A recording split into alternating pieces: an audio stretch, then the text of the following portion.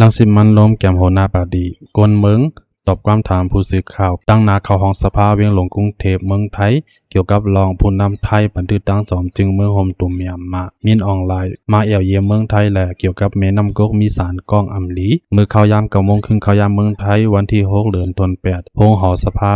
ลังสิมันล้มแก้มโหนาปาดีกวนเมืองตอบความถามสื่อข่าวกว่าว่าหลวงปองซึ่งไทยเดอุบโองบงี้หารายดังแก่ปัญหาจอมแดนดินและแม่น้ำกกนั้น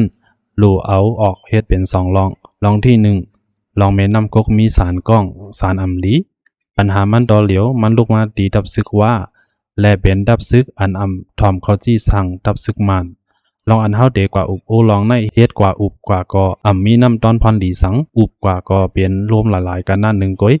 มีดังดาเดอองมันไลก็เปลงบองจึงดับซึกมันปงเขาจี้สั่งต่อเจอเขาไลลังสิมันล้มดาแทงว่าสายงายเงาลัดเบียนเจิ้งหือกูก็ฮู้กันอยู่ก้อยกากูก็เล่นจอมเจิ้งเนยลองเด็กกว่าอุบโอกันดังตอมจึงตับซึกมันเขาวนว่าฮัลโหลมาขอดพอดหาลอกไล่เกลิดว่าเดเฮ็ดเจิ้งหือต่อว่าความถามอันลองใหญ่เป็นลองในเดเฮ็ดหือต่อว่าลงบองซึ่งไทยเดจัดการเจิ้งหือดับซึกว่าก้องกายกันดังลองเฮ็ดให้เมืองไทยมีปัญหาหลายลองตั้งลองจาแพนสแกมเมอร์ยามากกาขายก้นลื่นชุดลองสารก้องเอาเดเฮ็ดเจิ้งหือต่อดับซึกดุมใน